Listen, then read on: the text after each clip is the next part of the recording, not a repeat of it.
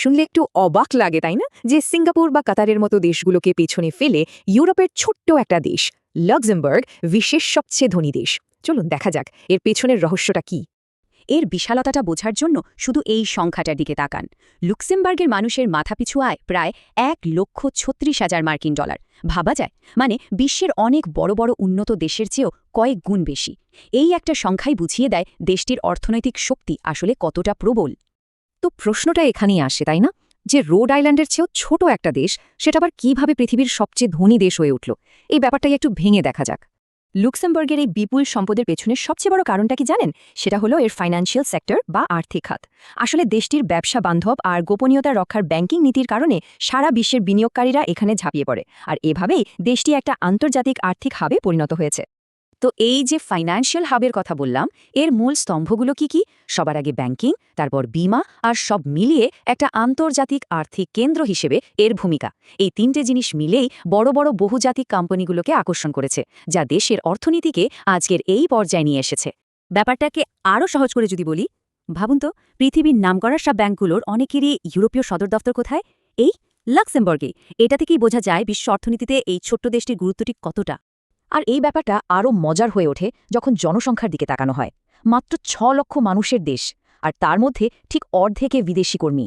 মানে Germany, France বা বেলজিয়ামের মতো প্রতিবেশী দেশগুলো থেকে রোজ প্রচুর মানুষ এখানে কাজ করতে আসেন, আর এরাই কিন্তু দেশটির এই সমৃদ্ধ আর্থিক খাতকে সচল রেখেছে।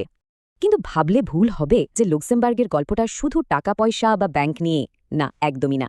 দেশটির সাফল্যের পেছনে এর শক্তিশালী শিল্প খাতেরও একটা বিরাট অবদান আছে। চলুন এবার সেই দিকটা একটু দেখা যাক। শিল্পের কথা বললেই প্রথমে আসে ইস্পাতের কথা, তারপর আছে ইনফরমেশন টেকনোলজি বা আইটি আর লজিস্টিক্স। মানে শুধু একটা বিষয়ের ওপর নির্ভর না করে এই যে বিভিন্ন শিল্প মিলেমিশে আছে, এটাই কিন্তু লুক্সেমবুর্গের অর্থনৈতিক স্থিতিশীলতার অন্যতম একটা কারণ। দেশটির শিল্পের প্রভাব ঠিক কতখানি তা বোঝানোর জন্য একটা দারুণ উদাহরণ আছে। ভাবতে পারেন, নিউ ইয়র্ক সিটির সেই বিশাল বিশাল আকাশচুম্বী ভবনগুলো তৈরিতে লুক্সেমবার্গের ইস্পাত ব্যবহার করা হয়েছিল। এটা তাদের শিল্প ঐতিহ্যের এক অসাধারণ প্রমাণ। আর সেই ঐতিহ্য কিন্তু আজও চলে আসছে। আর্সেলারমিত্তাল নামটা হয়তো অনেকেই শুনেছেন। এই কোম্পানিটা লাক্সেমবার্গেরই, আর এরা বর্তমানে পৃথিবীর দ্বিতীয় বৃহত্তম ইস্পাত উৎপাদক। এতেই প্রমাণ হয় যে তাদের শিল্প খাতের ধারাবাহিকতা এখনও বজায় আছে।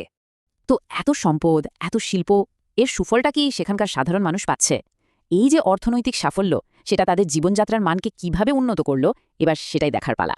শুধু একটা উদাহরণ দিই, সেখানে গড় মাসিক বেতন কত জানেন? প্রায় $5,180 এই যে এত বড় অঙ্কের আয়, সেটাই তো সেখানকার বাসিন্দাদের একটা উন্নত জীবনযাপনের নিশ্চয়তা দেয়।